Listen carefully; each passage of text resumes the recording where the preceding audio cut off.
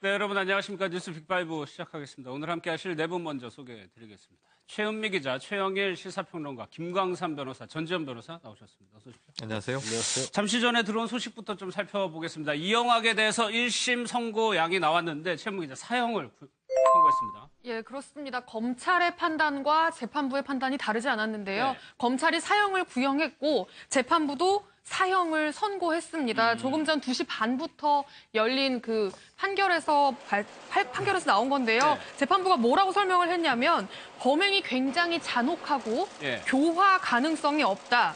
그리고 비인간적이고 혐오적인 범행이다. 사회로부터 영원히 격리할 필요가 있다. 피해자의 고통을 짐작조차 하기 어렵다. 그리고 사회에 복귀할 경우에 공포와 불안을 조성할 수 있다. 예. 이런 어떤 이유를 들어서 사형을 선고했습니다. 그리고 딸에게도 예. 이영학의 그 친구를 데리고 오고 어떻게 보면 그렇죠. 사실상 상황을 방조하고 유기하는 데까지 함께한 그 15살 여중생 딸에게도 이제 실형이 선고가 됐는데요. 장기 6년, 예. 단기 4년형이 나왔습니다. 김광삼 변호사님, 그러면 이영학이 뭐 심신미약인가를 주장을 했었는데 이영학의 주장을 전부 다 받아들인 게 아니에요. 하나도 그래서 이제 인정 안 해요. 감형을 하지 않는 거죠. 왜냐하면 예. 사형이면 감형하면 무기징역 이렇게 되지 않겠습니까? 그런데 심신미약 주장은 전혀 받아들이지 않았다고 보면 되고요. 그다음에 사형을 구형하는 경우도 많지 않고요. 사형 예. 선고되는 경우도 사실은 많지 않습니다. 저도 검사하면서 딱 사형 구형을 한번 해본 적이 있거든요. 그것도 살인죄였는데 예. 그 살인의 어떤 방법이 엄청나게 아주 흉악스러웠어요. 그래서 사형 저도 구형했는데 그때 사형 선고가 됐었습니다. 그런데 사실 사형 자체의 어떤 존폐에 대해서 많은 얘기 있지만 그렇죠. 국민의 어떤 법감정 그리고 이제 이영학 씨 같은 경우에는 사실은 그 범죄 행위 전에 어떤 행태 그러니까 본인의 부인에 대한 것 또 범행 과정, 범행 이후에 어떻게 굉장히 교묘하면서 이제 비열한 행위를 굉장히 많이 했고 예. 이 범죄 행위 자체가 이제 극악무도할 정도 됐잖아요. 그래서 판사도 사실은 사형을 선고할 때는 굉장히 고민을 많이 해요. 그러니까 왜냐하면 사형이 지금 우리나라에서 집행된 적이 한 20년 전이지만 그렇죠. 예. 뭐 안 될 가능성이 크다고 생각할지언정 어떻게 보면 자기 선고로 말미암아서 한 명이 이 세상에서 이슬로 사라지는 거잖아요. 예. 그래서 굉장히 부담감을 느끼는데 이영학 씨 사건 같은 경우에는 아마 뭐 검찰도 구형하는 데서 전혀 어떤 양심적 문제가 없었고 예. 또 법원 입장에서도 사형 선고가 당연히 돼야 한다고 생각하고 있는 것 같습니다. 예. 사회와 영원히 격리시켜야 한다. 이렇게 얘기를 했습니다. 올림픽 소식으로 좀 넘어가겠습니다. 지금요, 남북 단일팀 기자회견이 좀 진행되고 있는데 그 영상을 좀 한번 보겠습니다.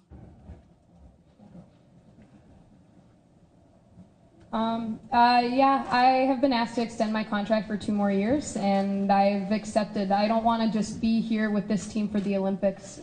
We've been through so much the last 4 years, and we've improved dramatically. And after our last game against Sweden, we sat in the locker room. We said, "Okay, we're going to win at the Worlds. Then we're going to be one step closer to competing in Beijing at the Olympics." So I definitely want to be with these guys on that journey to our next Olympics. As for the combined team, it's hard to comment on that. This situation that we were in was out of our control, and we did a great job in the situation. The players were great. Once I was the same as the players. Initially, when I heard that the North was coming, I was a little bit resistant to it. But once they came and they got on the ice with our players, they were competitive. They wanted to play. They wanted to learn. So we were eager to teach them. So it's hard to comment on the combined team because in this situation it worked, but it was out of our control. So I can't really comment on the future at this time.